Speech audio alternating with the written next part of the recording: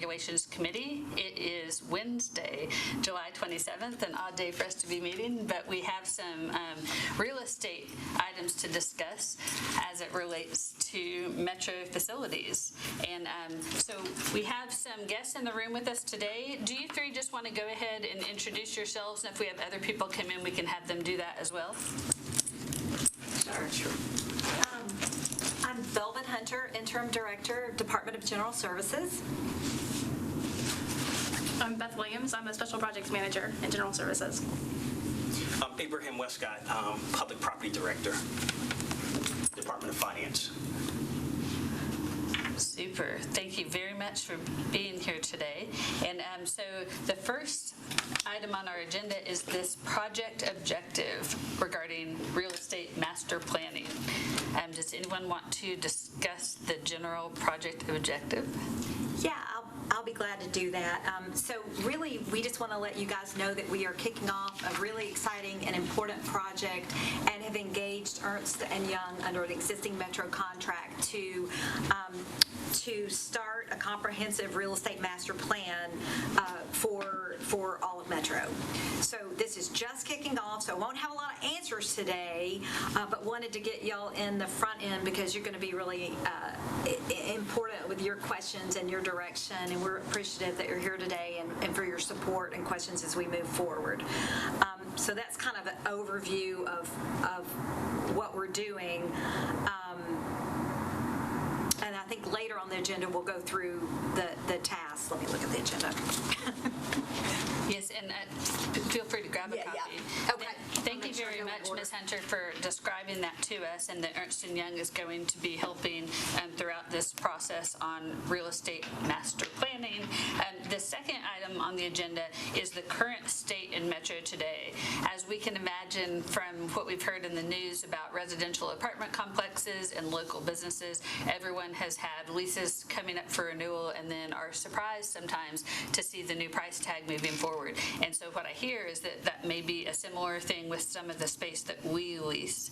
Is that correct? Yeah, that is correct. So I'll start a little bit and then let Abraham jump in. So basically, and I know you guys know this about the government, but it does confuse a lot of people what the finance department does and what general services does and what other Metro agencies do. So Abraham in public property is responsible for property acquisition, disposition, and leasing. And in general services, we're responsible for property management for about 100 Metro facilities. Well, there are more than 100 Metro facilities, and the responsibilities for the rest of them fall to various agencies. Abraham, did you have anything to add about responsibilities of public property? That's kind of the summary. So that's how we're organized today. And that the schools are handled separately from general services, is that correct? That is correct. And so along with that, the current state in Metro, have we had any leases or rental agreements come due yet that we've had to surprisingly pay more, or are we just doing all of this proactively? Well, we are trying to be proactive, so that brings me to the next agenda item, which is kind of, we've divided this project into tasks. And task one, which we just kicked off and we think will take about 14 weeks, is to deal with just that. It's the immediate, and by immediate I mean leases that are going to end in the next year or two. Clifford Allen Building is one, Parkway Towers is one, Metro Southeast on Murfreesboro Road is another that could end in a couple of years. So we're trying to get ahead of that and make sure we have good homes that for those agencies so that they can be productive and really serve their customers well from new locations. Now, what EY is going to help us with, they're aware of these immediate needs, and they're going to look at a variety of solutions that and options, but I don't have those answers yet because it's too new. But some things they may come back and recommend is that we change how we use existing Metro properties to optimize the space there. We're looking for them to propose space standards, to propose remote work scenarios, how we might use that, as well as maybe just moving people different buildings so that they're with the right agencies that they work well with, or that the same customers might visit, make it more convenient for customers. So that's existing properties, but we also want them to advise on how to develop and utilize a couple of properties that Metro already owns that haven't been developed, and one is the Fire Station 2 property over here. We know we're going to build a Fire Station 2 there, but it's a really valuable piece of property, so we want to be very thoughtful about what else goes on that property, whether it be office space for Metro or housing or whatever. So we want EY to advise us on that. And also, we've got the old Kmart site. I guess we're going to call it the old Kmart site for a long time. Kmart's gone. It's the best way to give directions. Not the one. It's not the old Kmart in Madison. No, It's the old Kmart on Murfreesboro. The old Kmart, I'm sorry, yes. Or Donaldson, the Donaldson. was Right. also- Right. Exactly. So right now, the election commission stores their voting machines there, and we are in the design process for the new southeast precinct. There's plenty of room for other things and lots of ideas, so we want to make sure we get that right as well, what goes on that property. And then the other thing I might mention in terms of utilizing Metro-owned property, and of course you're very familiar with Global Mall and the Bridgestone building, and we want to make sure that we consider that, and that EY look at that too, and how that might meet some of our needs. Can I ask a question about that one? Sure. I know Councilmember Stiles is holding community meetings, effect as one later this evening, and Metro Planning has some staff who are working with Councilmember Stiles and the community to gather ideas from the community about what might go there. I'm assuming that ENY will be plugged into that existing process concurrently, but just wanted to make sure that we're all on the same page. Yeah, that's a great question, and thank you for asking. And there's absolutely, planning is leading that effort. General Services, EY, we are not, but we just want to like you said, we just want to get plugged in and make them aware of this property. But it is a planning initiative. And then other things, we may want to extend current leases. We may establish new leases based on what we find. And then also we may look at purchasing property, and you guys, I know, have heard about this, but the state is selling Citizens Plaza, which is right over here. And Metro has been looking into whether that's a good fit for us, so that's on the table as well as an option that might meet some of our space needs. So that task one, which is pretty condensed, 14 weeks, is to address those immediate needs about those leases ending or buildings being sold. And we'll come out of task one also with really understanding our business objectives and goals around the effective and efficient use of property and employee productivity and customer service, and then how we're going to get there, and what space standards should look like, and what we look like today, and how those compare, and then how we're going to implement that. And then we'll move on to, once we kind of put out the immediate fires, we'll move on to bigger tasks, which are around governance, organization, metrics, information systems, so that we keep up with our property really well, and we know where our vacancies are, and those kinds of things. And then as we move through the tasks, we'll end up with a 10-year real estate plan that should serve us well. And you guys, we hope, will be our voice to the rest of council. We'll report to you on a regular basis what we're thinking, what the recommendations from EY are, so that you can give us your input, and we can consider that as well. And so is that the extent of the tasks, the governance, organization, metrics, and IT beyond that? Yeah, we've kind of divided up. So task 1, I went through in detail, and then task 2 will be those specific recommendations that I mentioned regarding organizational structure, governance, policies, procedures, information systems, and just kind of long and short-term goals. And then the future tasks are really going to be based on what comes out of that second task. Matt? Yes, please. Thank you. Do we have a current list of every Metro facility that we own, and do we know who's in there today? We do have a list. As far as it has not been scrubbed or, basically look for the validity of it. I mean, we do have a list. So We were sent a list, I think, in the last couple of months. you've been getting one council should have been getting one again every June. So we do have, again, that shows the land and buildings that we own. I think the piece that I was looking for is, I don't remember, and maybe it did, and I just don't remember, did it say, so the county clerk is in, Howard office building, right? So, No, et cetera. sure. We don't have it necessarily departmentally, and I know that could be hard because MOB, for instance, has plethora of departments in there, in the Metro office building. So I just am curious, is there correlation there? Are we, are we tracking who is in those locations? And the reason why I bring that up is because, for instance, we have a location in the old Kmart on Murfreesboro Road, and is that a good location for the county clerk, an additional office, for instance, right? So trying to understand, is there a need in that location for us to provide a service that constituency is not yet receiving? And I hope that that's the goal. I was a couple minutes late, but I hope that that's where we end up, which is we know what properties we have, we know what we're paying for, and also we're putting the right services in the right places to serve our taxpayers.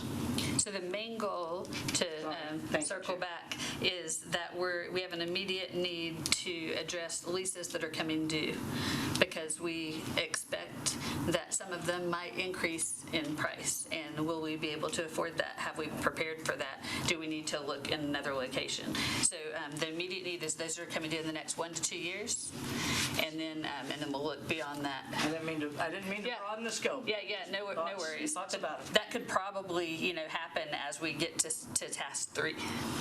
Right? Exactly.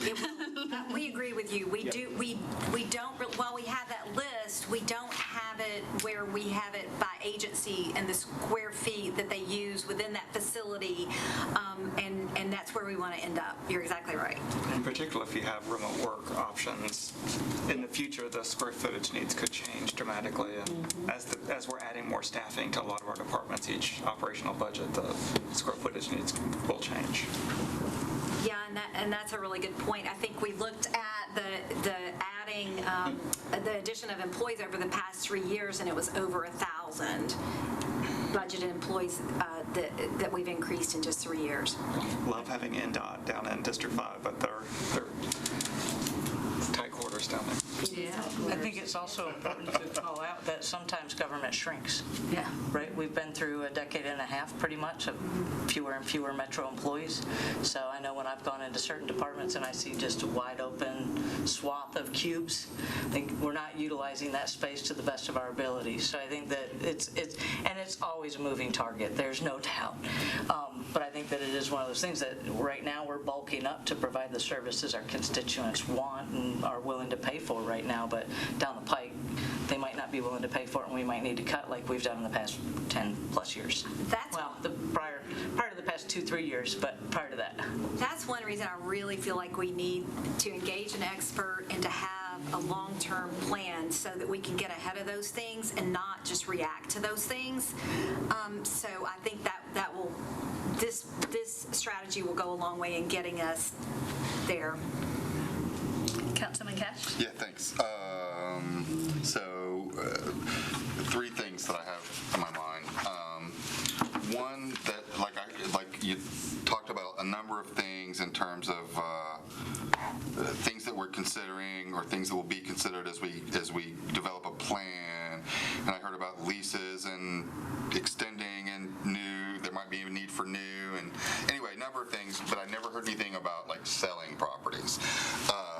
And wondering if we're looking at, if we have a property property that isn't being used and we don't specifically have a designated use for it. I mean, if we're considering about selling some properties, which could reduce our, we can't use it in an operational budget, but we can use it to pay down our debt, which could afford us more opportunities in the long run. So I'm kind of wondering about that, if that's like if we look at some of the property, if the part of the plan is to look at some of the properties and say, yeah, we've got it, but we really don't have a designated use for it, so let's sell it, and we can, be in better shape to handle those to handle those other properties, or develop or redo those other properties, and so I kind of hope that's something we consider. Not that we should just, unload everything, but on the other hand, we should have a purpose. Our government should have a purpose for the properties it has, not just building a portfolio. And so also, I would hope that during that plan that we kind of have a set. How do I put this? A set of purposes. Like, if we're going to acquire more properties, what's the intended use? Like, I'll tell you, I voted for purchasing the Global Mall because I understood what the purpose was for that. I voted against the Tennessee School for the Blind because I didn't understand what the clear purpose was for that property. And I know there were some possibilities, but it just wasn't clear enough for me. So maybe we can have kind of like a menu of, here are the different things that we have a need for or might use properties for, so that if we're considering purchasing a property, we understand like it fits one of those things in that menu. Does that make sense? Sure. You look at me like I'm No. off base or something. No, we're, when I got here in March, and basically in April, that's one of the things we're ongoing now as far as your first question, looking at what we own, how we should dispose of it, what could be the end use or reuse of the property. Gotcha. However, it still has to be in context with what is going on with E&Y in this study. So these are going to have to work in concert. So yes, the question is, to your answer, your question is going to be that we're trying to look at all the properties that we own and what is considered to be surplus, or basically so we can return them back to the tax roll, reduce our liability, all those things that happen when you return property to the tax rolls. Gotcha. So, so that's basically the answer to the question. Now, your second question would be? It was more of a suggestion. Like, can we have in our long-term plan? Can we have like, here are the reasons if we're going to purchase more property? Here are the needs that we have, the reasons that we have, and so if we are decided to vote on purchasing a property, we can see which of those things in that checklist or that menu it fits. So we're not just buying property to buy property, or for tentative purposes. And does that make sense? It wasn't a question, it was a suggestion. Absolutely, and EY should not approach us with a recommendation without understanding the intended use, and we certainly wouldn't accept or approve a recommendation without understanding the intended use, and so we'll always bring that information to you. Okay. Third thing I was going to say is kind of adding maybe one of those things to that menu, and I don't mean its only purpose, but we have a one thing that I've been working on for a couple of years. We have a shortage of child care spots in the city. There are certain places in the city that are considered child care deserts, and I would be surprised if some of our Metro employees aren't having difficulty finding childcare, or if it doesn't at times impact, their work productivity or their work, attendance. I strongly believe it's true in Metro schools as well. So I hope that as part of that plan, that's something that we consider. And I don't mean buying full properties for childcare centers, but if there's a property that we already have, or that and are thinking of redoing, or we're buying something new that we think about, like I'm going to press, and I've already pressed Councilmember Stiles and others, like for that Global Mall that's going to be a major hub in Antioch, like there should be some childcare opportunities opportunities in that building. And I don't mean we run it, but if we can help provide some spaces for them and get other folks to come in, and like I know Vanderbilt has childcare centers, so they should if they have some space in that global mall to have some spots for childcare. I think they know how to do it. And there are others that do. So I just hope that, I think that's a great need in our city for a lot of our constituents and employees, and so I hope that's something that is considered, that we find some places within buildings to help with childcare. Nice. Good input. Sorry, that was And I like the paying down I the didn't mean debt. for that to be long. Pro childcare, and I like the paying down the debt. Both Yeah. great ideas. Okay, so number 4 on the agenda is our core team. Who is our core team on this project? Yeah. Everyone here? So our core team, we're going to meet on a weekly basis, and Already started. Yeah, Kristen's on the core team, and Diego is on the core team from performance management. I am. Abraham is. Margaret Keck is the deputy director in ITS. She's on the core team. Sorry, what's Margaret's last name? Keck, K-E-C-K. Thank you. Shannon Hall, HR director. And then Beth is our project manager.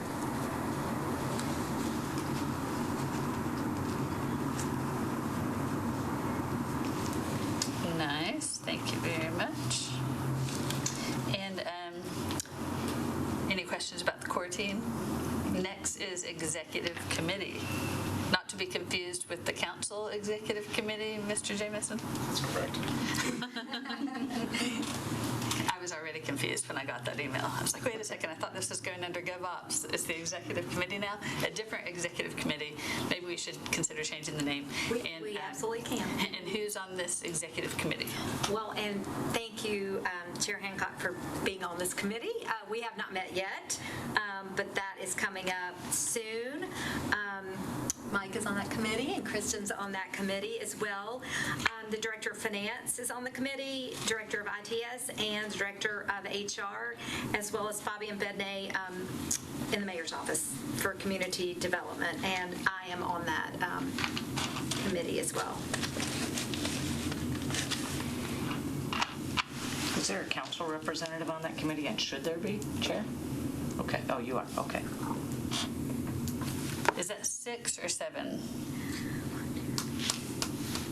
That is 8, so you want me to go back over that? Yes, please. Okay, so Kristen, and Finance Director, General Services Director, ITS Director, HR Director, Fabian Bedney, Chair Hancock, and Mike Jamison. 2, 3, 4, 6, 7, 8. Got it. Thank you.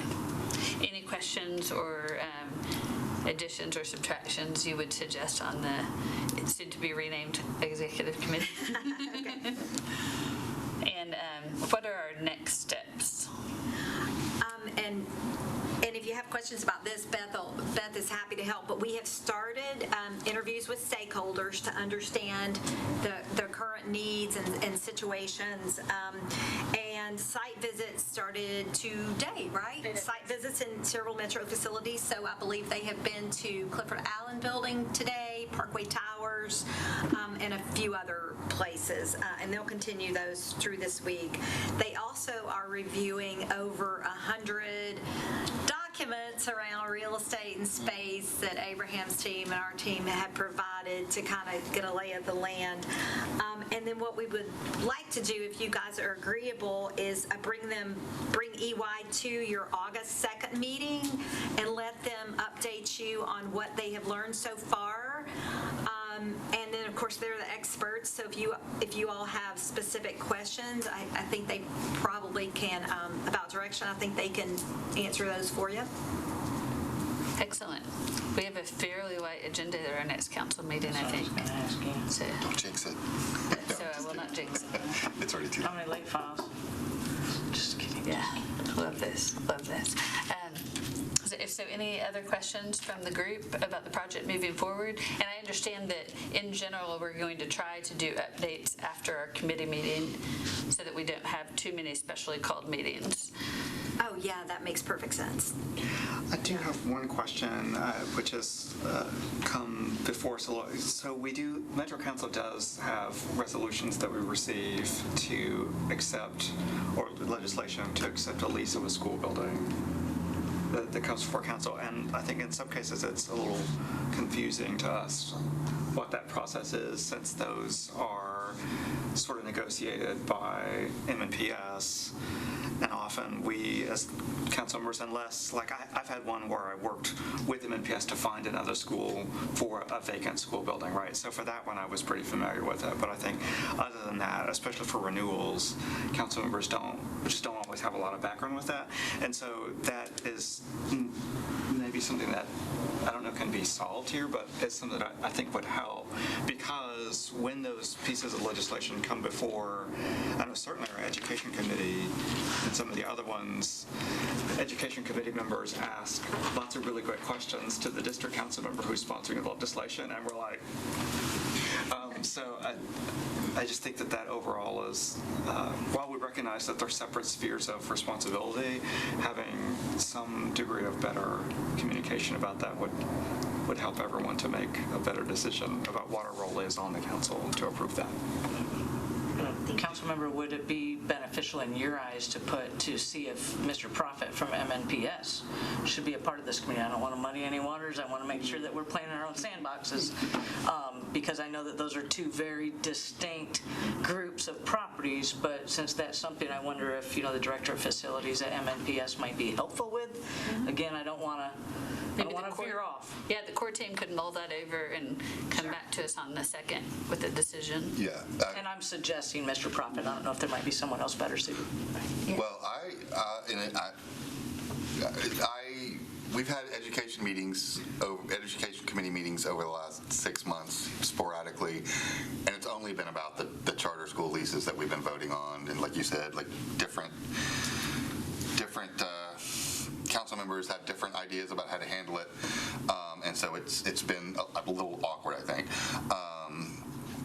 But I was told, and I asked a number of questions in those committee meetings, and was told at one of them, I was told in an email and then at the committee, that Dr. Battle is working on a plan like similar to this about I guess taking stock of the real estate and making determinations about it. I mean, I know not in my district, but in a neighboring district, like Stokes School has sat there as a rented parking lot for Lipscomb for almost a decade, maybe. I mean, we've got some, I think, maximizing our space, our properties in Metro, and it's something that we have to vote on. So, in addition to the school board. So I think it is something that, if not a part of this, then we need to stay on them and say, yeah, you said you were working on a plan, so how's that? Yeah. How's that coming along? It's just difficult Could to the vote on something administration- without a lot of information. Yeah, it is. And I also see your point from earlier playing into that with the schools, because if the schools have surplus property, then they end up leasing them at a loss to a charter school, when they might be able to turn it around for a better situation if they don't need to keep that property. But it's certainly something. Housing, for instance. Or we had a proposal for an adaptive reuse of a school sort of as a community center with several nonprofit agencies in the community, and that In a child care center. ran into some Teacher housing with the some child care center. complications. But again, it's Community center. one of those, it's just because we only sort of see it at the end of that process. I guess- typically that it makes it difficult to have an informed discussion. It does, and we should probably also invite the director of facilities to come to the meetings when those are up for discussion to give us more information about it. It's a great idea in committee to do that. Could the administration confirm for this committee that Dr. Battle is working on that list? Sure. And then also help to give us an opinion as far as, well, I mean, it's up to us to say, but if she's working on something, could we work on it in tandem? Would it be better to do it separately? I guess I'd like to understand from Dr. Battle what her I don't know, we have the opportunity here to look at everything, so I don't want to miss that opportunity by saying, hey, Dr. Battle, are you doing this already? Okay, go ahead and do it. If it's something that we could look at as a part of the scope, great. If it's something that's already being done, maybe through an outside EY or otherwise, how do we tie that in? So I guess what I'm asking is, could the administration let us know what currently along these lines is happening at MNPS, and then let us know, Chair, if that's something that then we can understand if that fits with the scope or not. Right. And what if she had a school in an area where we needed more metro office buildings, a school that was not being used? right. You know, all of us could work together. And here's my concern about the metro schools properties that are being leased to charter schools. You said a loss. I don't know that it's a loss until we have to renovate, and there, like there's 7 of them that are I don't know how many exactly, but 5 to 8 that are on the renovation master plan, capital spending plan or capital plan, and all of them are pushed to year 7 out of 7 years. I mean, at some point we're going to have to spend tens, if not hundreds of millions on those charter school properties, and that is the rent that we're getting from those is chump change compared. I mean, I did the math. It takes somewhere between 80 to 100 years based on the rents that we're getting from those charter schools. If we spend what we are, what the capital plan calls for renovation and long-term maintenance, it would take 80 to 100 years in rent collection to get that money. So, there was some gossip going around at one point saying, oh no, we're going to be forced to sell charter schools for $1. Well, their number's way lower than $1. Anyway, so that's one of my main concerns is when we have to spend a lot of money on maintaining the schools. And I'll say, while I'm not a big fan of charter schools, if Metro government is going to be leasing property to children, I don't want them in facilities that are falling apart, Right. regardless of how I feel about the adults running it. Right. I think about outside of District 7, in District 6, actually, Nashville Classical, as I understand it, that building is maybe 2/3 full, I think. I'm not certain of the number, maybe half full. I'm not positive. Classical Is it full? The whole entire building is full? there's a small portion of the building that is leased to MNPS, and MNPS is shrinking that as the school is moving into the 8th grade. And so what I was getting But at... that one so was designed as a that- K-8 school, and that was a pretty good fit for a K-8 charter. That's right. Yeah, I mean, Bailey Middle was, right, exactly. And so I use that as an example because, like I said, it was outside of District 7, so I wasn't sure. But I don't think it used to be full, right? And so... It was Bailey. It was Right, definitely well, right. And so are there facilities within MNPS that might actually be a great use for both school and childcare?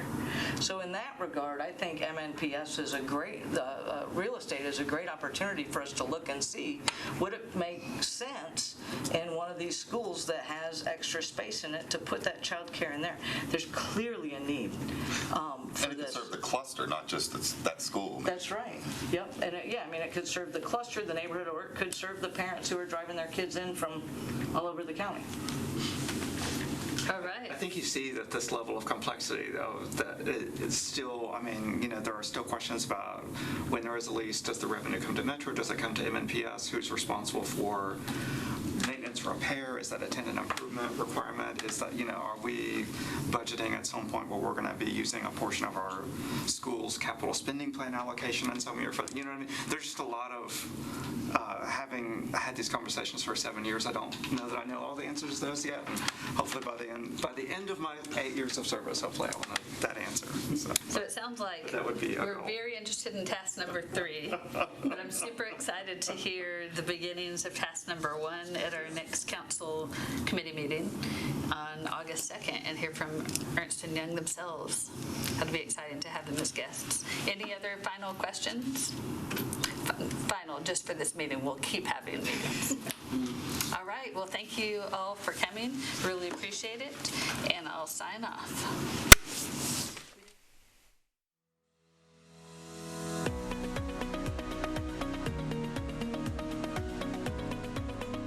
This has been a service of the Metro Nashville Network. If you would like to see this presentation again, or for more information on this and other programs, visit nashville.gov.